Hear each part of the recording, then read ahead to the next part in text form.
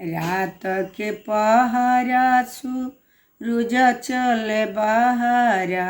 रात के पहर सूरज चले बहारा।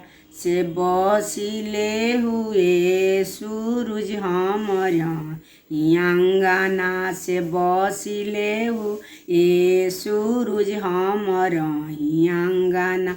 बसिले तो बसिले बड़किया भैया के अंगना। बसिले तो बसिले तीनों भैया के अंगना।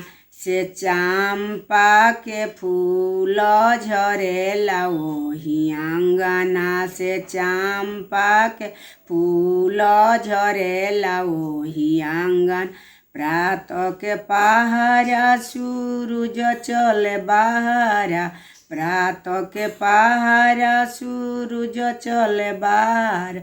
से बसिली ना ये सूरज हमर आंगन। बसिले तो बसिले चकेउआ भैया के अंगना। बसिले तो बसिले गो धन भैया के अंगना।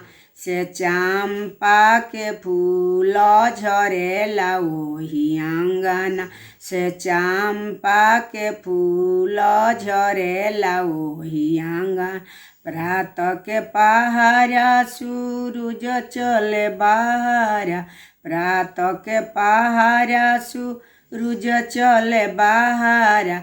से बसिले हुए सूरज हमर आंगन। बसिले तो बसिले विजय भैया के अंगना।